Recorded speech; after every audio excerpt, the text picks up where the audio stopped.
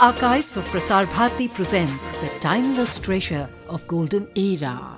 Mr. Gowarikar, you were the president of Indian Science Congress held at Vadodara in 1991 and subsequently in 1993 Marathi Vigyan Parishad's annual conference at Islampur. Yes. In both of these conferences, the subject of your presidential address was population. Correct. Something amazing, a new subject totally. How could you land there? Yes, in my view, if you know the methods of science, no subject should be new to you. You have to study it. Huh. When Homi Bhabha was the president of the Indian Science Congress, he talked about the energy scenario, atomic energy. He talked basically about his own subject. So until that time, the president will talk about his own subject. It was Dr. M.S. Swaminathan who said that we should not do that. We should take some social issues, societal issues and so on, so that it becomes, because 4,000-5,000 people are there in Science Congress, correct? So you should talk something which will be of interest to all the people, not just your own subject. That's the kind of thing he started. And I like that. So I picked up science, population and development as the presidential theme of my address. And I had, for the first time, that happened for the first time, I had about 506 pages volume. As a background paper for my presidential speech. That means the theme was science, population and water, science, population and education, like that. That means connected with my major theme, written by very eminent people, Ashish Bose, people of that kind. Okay. So that was the background material, in which I had my 3-4 chapters in that one. And yes, I gave that thing, although population was something people would say, what have I got to do population subject of demographers? Not really so, because the demographers had given an impression to all over the country that population is, my God, every time the census will come, they will say, what the hell is happening to this country, right? But actually, when we look at it, I found that there is nothing abnormal happening every time the census was occurring. That is the main thing that I really put across in mind. But then in your theorem, you have come to a conclusion that India is on the verge of stabilizing the population. What do you mean by stabilization? Yeah, okay. What I am really saying, when a population stabilization really means that your birth rate and death rate becomes equal. So there is a zero growth rate, correct? Population rise is always the difference between the birth rate and the death rate. Okay. If that becomes equal, then of course you have a stable population. I said that while that kind of situation will occur, maybe 2040, 2050, something of that order, we have been well towards it. In other words, every census, instead of being a subject of despair, tells me that we are on the correct path. And I will give an example. You remember there was a time, we are not talking about a stable population in a bad way. If you want to talk about a stable population in the 1920s, 1930s, you will probably find that there were more deaths than the births. And a person, when he is born, can expect to live for only 18 or 19 years. We don't want that kind of situation and that kind of stabilization. There were 2 decades when India's population was stable, if not the growth sometimes was even negative. What we want is a healthy life, a long life, and yet the death rates and the birth rates are to be down. Correct?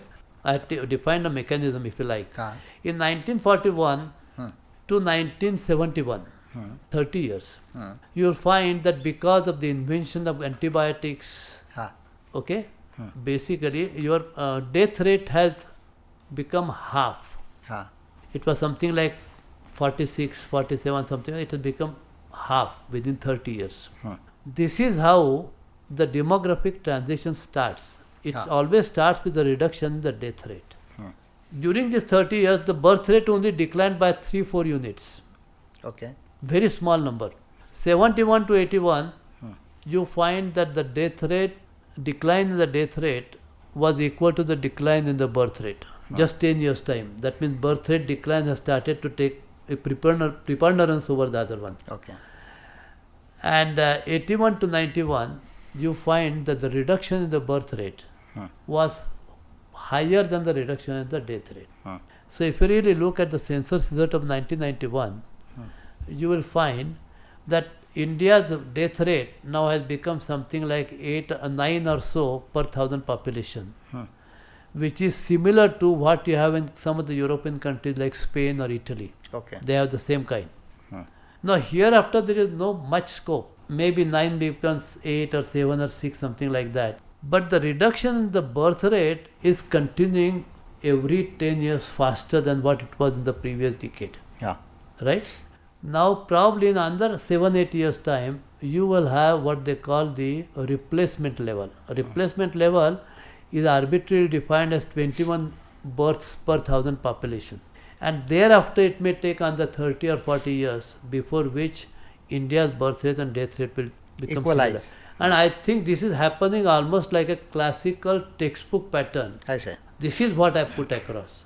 People used to think every 10 years, my own feeling is if I had the knowledge of in 1951, what I have today, I would have been in a position to say what India's population would be like in 2001 within a certain error margin. That means there is nothing happening abnormal in the 10 years. That's the point I'm trying to pick across. And if you look at that, I feel absolutely confident that, this country's demographic transition is taking place in a way it ought to be taking place, and the credit for that goes to the people. Okay. I must say, no draconian method is useful. Do you know, they say, there is the Lancet journal, the British journal, Yes. where they have said that if the world were to have an atom bomb of the Hiroshima kind every day, it would have made no dent. It would have made no dent on world population. World population change by a natural demographic pattern, and that's precisely what is happening in this country. That's my thesis. What did R.D. Curvey said during 1940s, the great family planning leader of India? He says nobody would resort to birth control practice for the sake of country. He would do it if he finds it is beneficial to himself. Yeah. Looks very simple statement with tremendous wisdom in it. This business of doing it for the country, I said, no, we'll do that. Today you have the situation, there was a UNFPA report just 5 years ago which says, it's a sample survey, 1 year he's talking about, he says all the states in India, without exception, there's a decline in the birth rate to a varying degree. And astonishingly, this is found most prominently in Bihar, Oh, I say. where your literacy, Yeah. women's literacy, was as low as 25%. Okay? What does it mean? People would do when they find that benefit. This is what Curvey said 60, 70 years ago. I say. Dr. Gowarikar, you authored 2 or 3 books on population? Yes, I did. The first one, as I mentioned, that was the background volume to my presidential address on science, population development. It carried the same title. That was about 500 odd pages book, in which, of course, my presidential address and a large number of people whom I talked to, their views, and then the synthesis of their views along with my comment thereon, like that the 3 chapters, but the rest of them were from the experts in each of the areas connected with science, population and education, science, population, water, science, population and environment, that kind of thing. The same book, you see that presidential address, there were a large number of people coming from the UN agencies like UNDP, UNFPA, WHO, like that. I think there are 5 agencies of that kind. So these people, after my presidential address, after I finished the Baroda Science Congress, where the 79th Indian Science Congress took place, when I came back to Delhi, these people came to me with an appointment and said that what you talk is something very different from what we are led to believe so far. And we would be people like Population Council in New York and many population related, demography related institutions in the United States, also in Europe, would be interested. So he said, would you mind condensing this book to something like 300 pages, which we would like to sponsor? And they took accordingly, they allocated themselves how many copies each will have. And then, of course, that job was fairly simple. Of course, they made it clear that we don't want your own chapters to be condensed. Keep them please as it is. But the other things can be condensed. So from 500 odd pages to something like 300. And they gave me some time, which we did, and they were very happy about it. And then these books were sent all over. So that was the second one. Then this one was also concurrently published after some time by the National Book Trust. Some 2 editions, 2-3 reprints had taken place. And the third one was when the HK Firodia Memorial Award people, they asked me or they commissioned me to say that that book, the second book was called The Inevitable Billion Plus. So they wanted that The Inevitable Billion Plus to be condensed into 100 pages but in my language. So they wanted to have a continuity. As you know, the second book was, apart from my 3 chapters, coming to something like 100 pages. The rest of them were the experts' views on the same subject. But this Firodia people wanted me to condense it in my language, so it becomes a one uniform. And they wanted 100 pages. So this is the third book. After the second book was there, I could see, because this was the feedback from those people only, that lot of bad views or irrational views on India's population began to sort of become better. And I mentioned it in my third book, how the headlines in the United States change what they were earlier, and now they talk about very optimistically about population. Yes. So that means Western demographers, they vouch your opinion that yes, like that. India is really stabilizing its population and all that. But just like I mentioned earlier, that I am not a meteorologist. I know. I only aided Similarly, I am not a demographer. Ha. I looked at population without naming myself demographer or otherwise. I looked at it in a scientific way without any prejudice or bias. Yes, yes. You are a generalist, not a journalist, a generalist. You were a member of the Sugar Committee of India? Yes. I am the chairman of the Advisory Committee for the Sugar Technology Mission, which is the Government of India mission. Yes. What is its area of advice? You know what it does is, it's one of the Government of India missions. Yeah, you will know that India is now the largest producer of sugar in the world. And while we are the largest, there is a lot that we ought to do from technology point of view. Because our refined sugar is sold at the cost of only raw sugar abroad. When it goes abroad, our refined sugar is sold at the price of raw sugar. You have a tremendous loss in doing that. Why does it become like that? So one thing is, the Western markets are very fastidious about the color. It has to be crystal white. Second thing is, the particles, the small little pieces of sugar, they had to be very uniform. Now if you buy some sugar, you'll find that our particle sizes are very wide. You can't have it like that when you want to send the sugar abroad. Now while this looks very simple, purity of it, of course, the third part. Now, if you want to call yourself as a refined sugar, you must meet the requirements of the Western standards. Then you can export. Now, if you want to achieve it, there are several steps in between.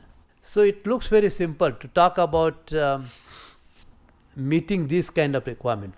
But it's not that simple, because there is also the cost element. It has to be competitive in price.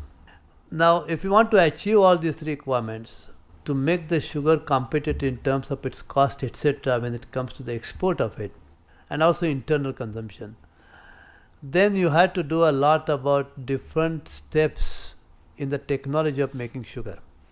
So you have to identify the steps.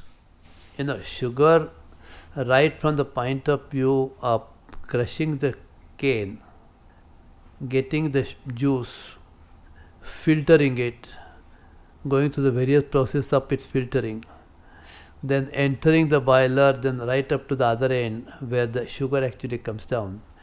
There are several steps of technology involved in it.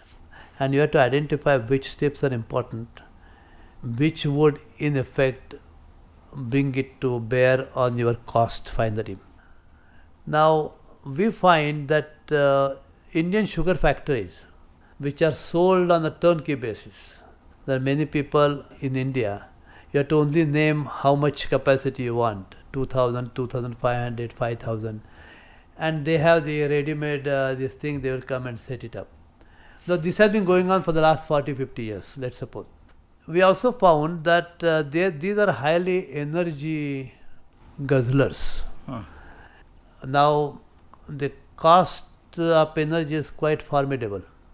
So per ton cost connected with energy has to be also reduced. So here we find old technologies. Suppose you take it to the boilers, you take it to the crystallizers and many such steps. So we have to think in terms of the new methods of heating. You have to make sure that the heat is not lost. So in some sense, while there are individual steps in the whole chain is contaminated by an excess of heat loss. So we have to think in terms of the total chain differently. It doesn't mean that we need to set up new people who will supply the plants, but they ought to be taking care of certain factors. And this is what the sugar technology mission is all about. So I would say that the major cost, of course, of the final sugar arises from the cost of cane. That is basically agriculture related thing, the agriculture labor there and so on. But I would say about 20 to 25% of the technology, if we refine it, maybe we can reduce the cost to a certain extent. I think that's the part of the sugar technology mission. Go I say. Well, you have some views on windmills because there is a lot of controversy in the state of Maharashtra, and so it could be elsewhere also, that these windmills, they obstruct the clouds from pouring the rainwater. Let me start saying this way. I am one of those who feel that India's electricity generation must be in excess of our need, because it is almost a truism to say that the availability of power decides the affluence of the people. Okay. Now, on the one hand, we see that the per capita utility of energy in India has increased several times compared to what it was in 47. Yet, if you really compare ourselves with the really affluent people of the West, and even taking into account the fact that they have severe winters, so extra energy required, that you allow for that kind of thing. We are still a very low utilizer of energy, although we are much better than what we were in 1947. And you can see it very easily that look at every state and every city of India which has to go for the power cut every so many hours Per day. every day or every week. Okay. J.R.D. Tata had made some 20 years ago a projection. It said that because of the non-availability or inadequate availability of electricity, we are losing some 10,000 crores of rupees those time. 10,000 crores of rupees in say 20 years ago would probably be amount to, I don't know, 50-60,000 crores of rupees. Yes, I believe that this country must have adequate power supply. It might be even in excess of our need and must continue to remain like that if we want to have a better standard of living in this country. Because the availability of power stimulates the whole industry, the agriculture and what have you. This should happen in the country. Today we are talking about the electricity generation of something like 1 lakh megawatt of power, something like that. Whereas our requirement is in excess, maybe at least 30,000, 35,000 megawatts of power we are short of what we generate. I think you have to see any method, whether it is Narmada or any other method of electricity generation from that point of view. Just like I said, I am in for storage of water, small, big, whatever. Similarly, we should exploit whatever may be economically viable ways of generating electricity. And your windmill, comes in that area. Okay. Now windmills are not something that just like you can't have a dam at any place. You must have the conducive situations. In India, there are the Ministry of Non-Conventional Energy Sources have located some 100 odd places where windmills can be put and be used very effectively. Now, my point really was that it has not been the experience of the outside world. Today, in Germany, they produce 20,000 megawatts of power by windmills. Okay. None of these countries has complained that because of the windmills, their weather pattern is affected, whether rains or whatever. So there is no evidence as far as I can see, because I saw the whole world, how much electricity is produced by every country. In United States, for example, they produce something of this kind. It is the second largest producer of windmill energy. Now they have some of the mountains. Some of the mountains they dropped because they felt that while the energy can be produced, but it will be not conducive to the beauty of the mountains. But none of these people ever said it will affect our weather pattern. Okay. Now windmill, whether you call it 1 megawatt unit, 5 megawatt unit or whatever, its location is fixed and it is at a relatively lower height. How much? Well, it depends. Maybe the height, maybe 200 meters, 300 meters, something of that kind. Besides, you have a location where you know that there is a wind coming in such a large gust. Okay.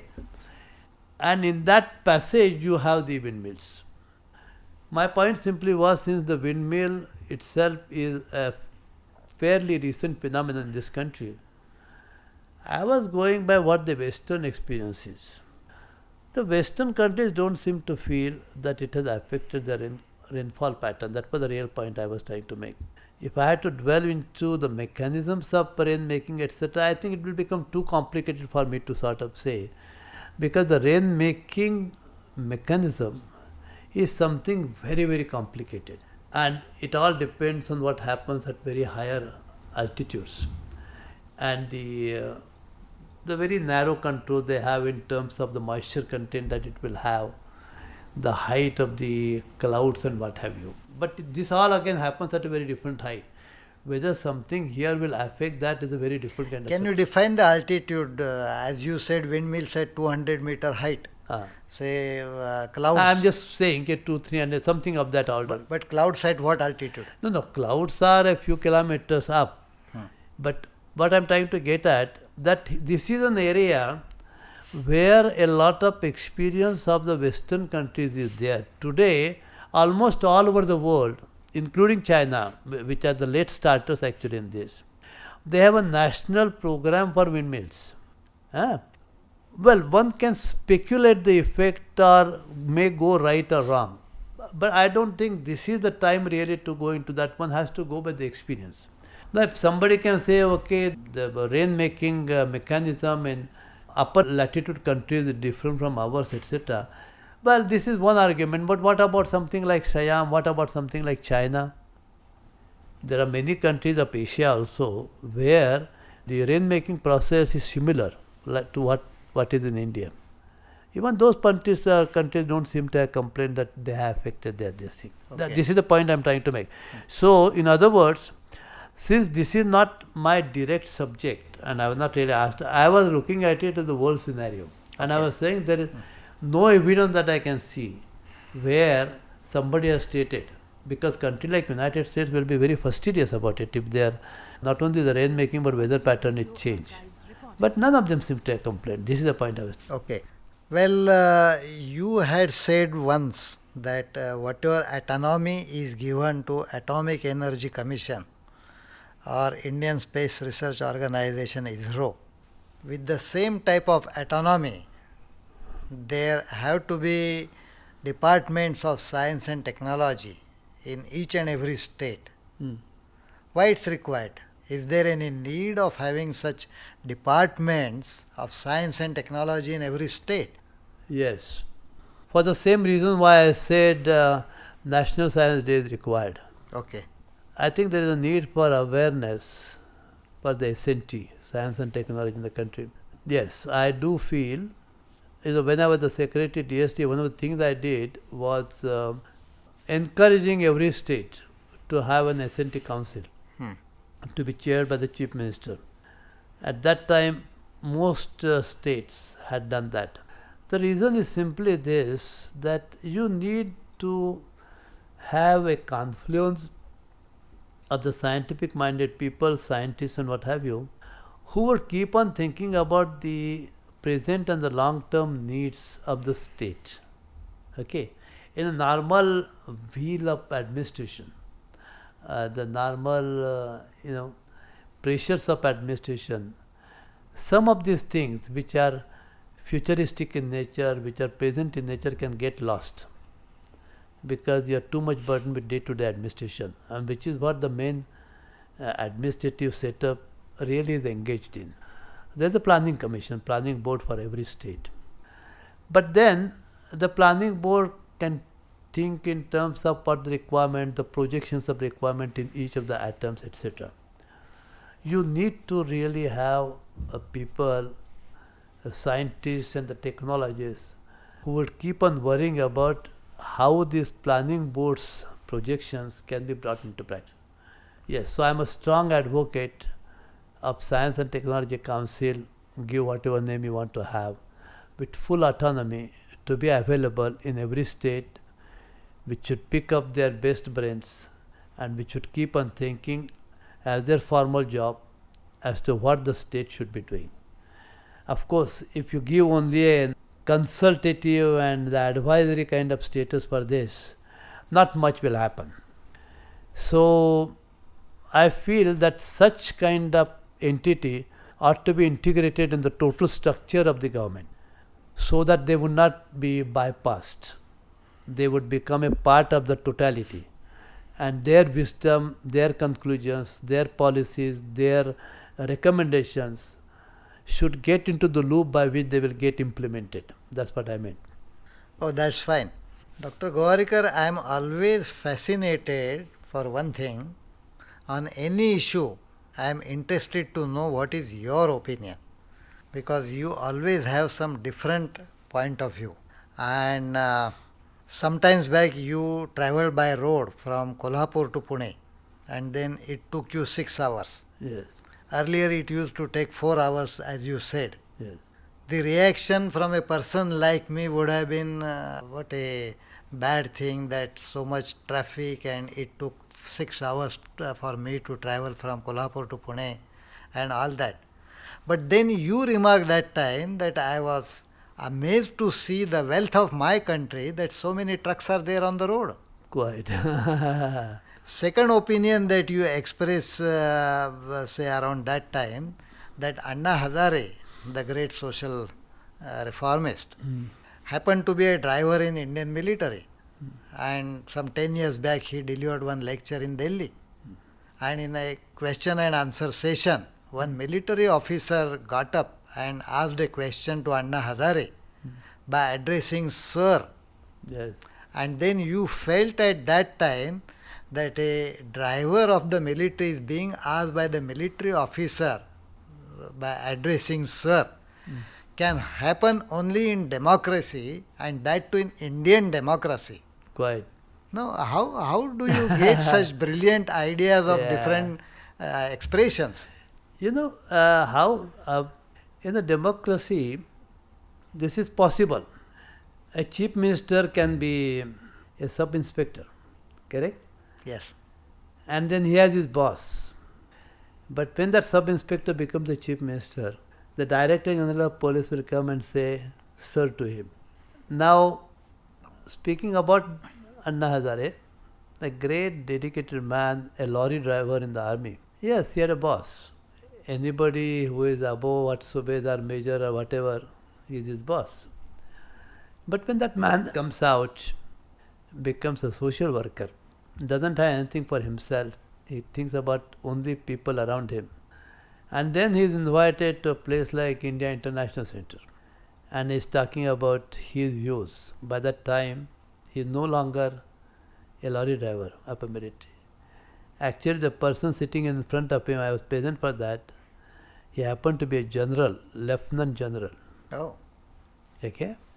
That man was also matured enough to know that he is not talking to a lorry driver at one time. He is talking to somebody who is a social reformer. And he gives the respects, call him sir. And Anna Hazare in turn also gave an answer with tremendous humility. He did not think now that the general is calling me a sir, I am no sir. These are the kind of thing I said, this is the sign of a maturing democracy. This is what has happened. About the first part, Wealth of the country growing. you see what happens is, I am one of those, when I say every time this country is on the way of becoming a superpower, I have experiences like this in my mind. They just see a situation, it's okay. The number of trucks on the road when they increase, it has a lot of meaning. That means you need to have so many petrol bunks. These people will have to employ so many people. Then you have to think in terms of canteens on the way. The road has to be serviced, it has to be kept in good this thing. You need to have a supply of so many trucks. So these are only indicators of a changing India, the changing industrial pattern of this country. When you compare it with a time when you have only 3 manufacturers producing 25,000 or 50,000 cars, okay? And then move over to a situation where now there are at least 10 companies producing car, right? And exporting to a country like abroad. I only relate it that the changing signs of India which herald as to what kind of superpower this country is converting itself into. These are, to my mind, the indicators. These days you are busy in compiling an international fertilizer dictionary. Yes, I am in the process of preparing a Fertilizer Encyclopedia. We have been working on it for the last 6 years.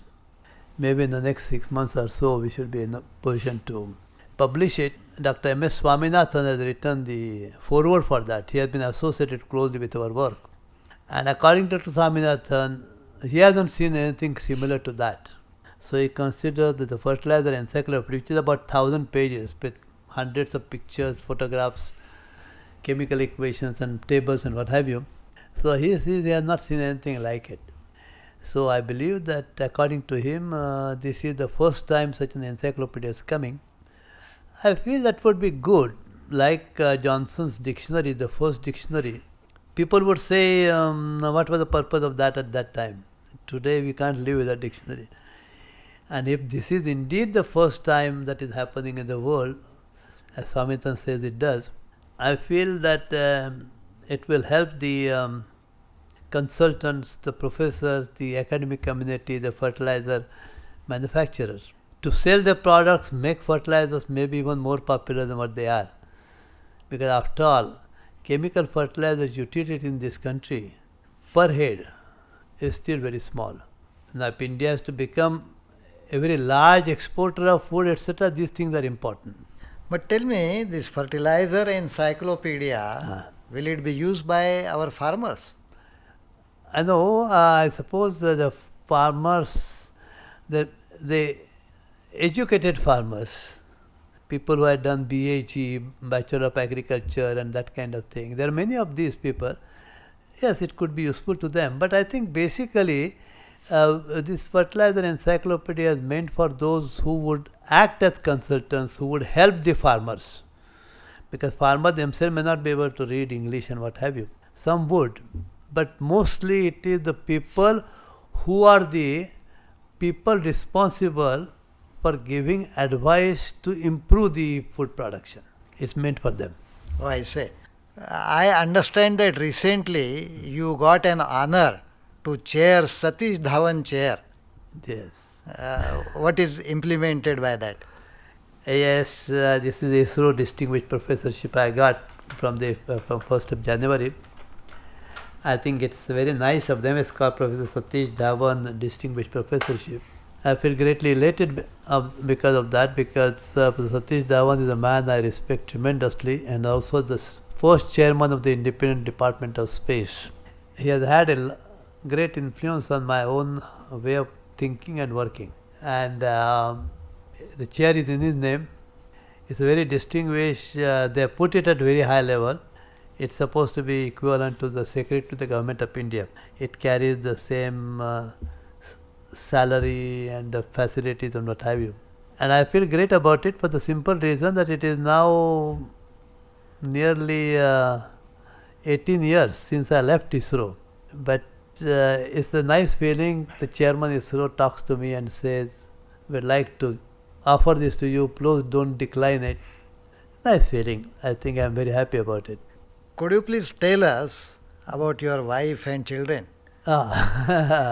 My wife belongs to Pune, where I am now. And she has been a great source of not just inspiration but assistance also to me. I think in some sense she is a real scientist, although she did really BA honors. But she is really scientific in the sense that she knows the methods of science and she knows how to sort of go about it. She is a great writer in the areas of science. She has written for Vigyan Prasar, for example, many books she has translated. Also she translated some of the Russian books into Marathi, and she has made the space technology very easy to understand by writing in Marathi on that. So she had to first of all learn and then put it. More or less the same thing what I did in the case of polymers, that I first had to understand and then put it across. But very importantly, today if there is any issue relating to say monsoon model or many of the things in the space technology, her writing is my reference book. For example, for Pune University way back in I think 1984, that is about 84 is about 20 years ago. 18 years, 20 years ago.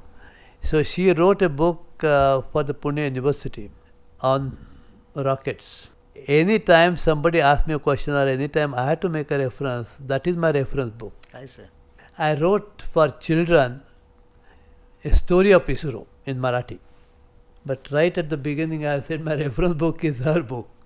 So while I spent so many years in space, studying space technology, I think she is the one who absorbs. She has written many articles on that. And also, right now she is one of the authors, one of the 4 authors in our Fertilizer Encyclopedia, because on fertilizers, on plants, on crops, I believe that she knows much, much more than I do. So that's my wife. Now the last question. Abdul Kalam, our president, is saying that India will become a superpower by 2020. Lot of students are going for higher studies in Western countries. Yeah. Not only that, but they settle also there. Don't you think that this is a great loss to our country? It's a brain drain. Well, I don't know. I think in a democracy, everybody must have the freedom to decide where to live, where to study. We can't really say that it's necessarily a bad thing to happen. I find today, for example, no, first of all, whether it's a good thing or a bad thing, people can express opinion if you can have some way of controlling it. My point simply is that in a democracy, people must have the freedom to decide on these matters. On the one hand, I can see that at one time 70 or 80% of the IIT graduates used to go abroad, settle there. Well, there was no method by which you could say that you are coming out of the IIT, but here is something that you have to sign that you can't leave the country, because that by itself would have become unconstitutional if we talk about a democracy. So one can't express an opinion of it. I think these are things which must be allowed. But on the other hand, I do see one thing, that today a number of large centers are occurring in this country where those who would have probably gone abroad now staying here. In other words, there must be an opportunity. Unless the country provides an opportunity, you can't one way say now you can't go out. because one has to think in terms of one's own living.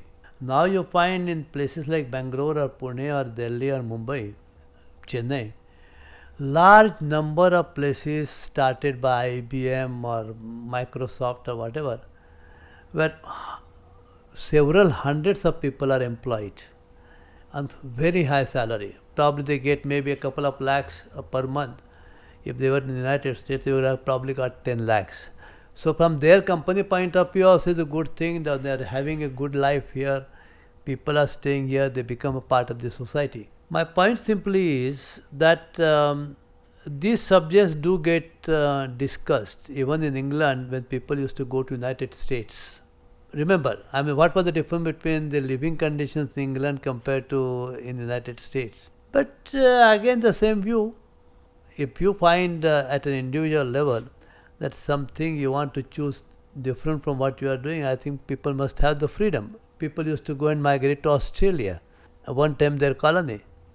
I would take the same sort of really not just generous view but pragmatic view on that. I am happy about the situation that today that India is exporting such a large number of softwares, and they are all going from here, they are going abroad. Maybe many of the people in United States, our own Indian NRIs, are coming and setting up the places here or helping them.